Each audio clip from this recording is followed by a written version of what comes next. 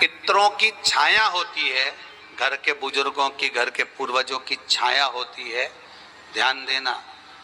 वही व्रत श्रेष्ठता से कर पाती है। व्रत की श्रेष्ठता उसमें अपने आप आ जाती है। अगर उसके साथ में अगर पितरों की कृपा है, तो पूर्वजों का अगर आशीर्वाद है, तो व्रत वो अच्छे से कर सकेगी।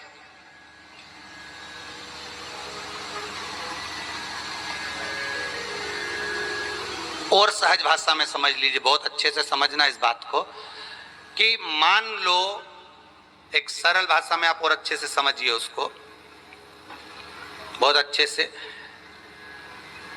कि जिस व्रत के दिन आपका उपवास है, सोमवार का, मंगलवार का, बुधवार का, गुरुवार का, तीज का, चतुर्थी का, पंचमी का, छठ का, किसी का भी अगर आपका व्रत है, और उस व्रत वाले दिन यदि आपको क्रोध आ रहा है, व्रत वाले दिन अगर आपकी प्रवृत्ति चिड़चिड़ी हो रही है, क्रोध आ रहा है, अपशब्द निकल रहे हैं, और रोना आ रहा है, क्रोध आ रहा है, बहुत सारे परेशानी उसी दिन तुम्हारे सामने आ रही है, समझ लेना कि तुम्हारे घर के पितृ भूखे जरूर हैं, अन्न भाग मांग रहे हैं।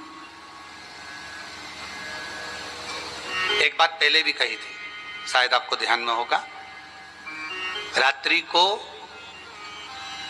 सोने के बाद, विश्राम के बाद, एक बार कहा था, आप लोगों को याद होगा, कि सोने के बाद में 2 घंटे के अंदर अगर आपकी नींद खुलती है, और खुलने के बाद यदि आपको भूख लग रही है, प्यास लग रही है, तो समझ लेना कि आपके पितर, आपके पूर्वज भूखे हैं, अन्न का भाग मांग रहे हैं, पानी पीने को मांग रहे हैं। उससे नहीं समझ सकते तो व्रत से समझो।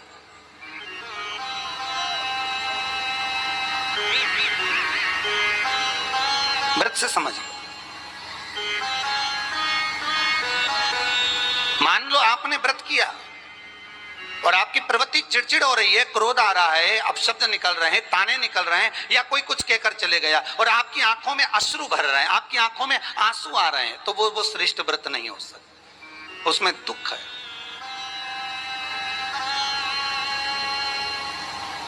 पुष्प ताजा है तो आप भगवान को दोगे, सही है कि गलत है? केला अच्छा है तो भगवान को दोगे, वो काला पड़ गया तो तुम भगवान को दोगे क्या? अंदर से गल चुका है तो भगवान को दोगे क्या? नहीं, आप भगवान को दोगे।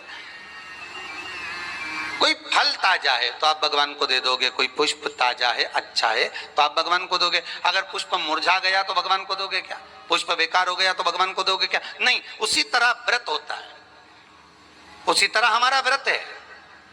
जिस व्रत में हमको क्रोध आ रहा है, जिस व्रत में हम चिड़चिड़े हो रहे हैं, जिस व्रत में हम अपशब्द कर रहे हैं, जिस व्रत में हमको रोना आ रहा है, जिस व्रत में हम किसी की बात का ठेस हमको पहुंच रहा है और हम क्रोधित हो गए, हम रो दिए, हम चिड़चिड़ हो गए, समझ लेना वो फूल मुरझा चुका है, वो व्रत तुम्हारा बेकार हो चुका है, उसको भगवान स्वीकार नहीं करेगा। और जिस व्रत में आपके चेहरे पर प्रसन्नता हो, हम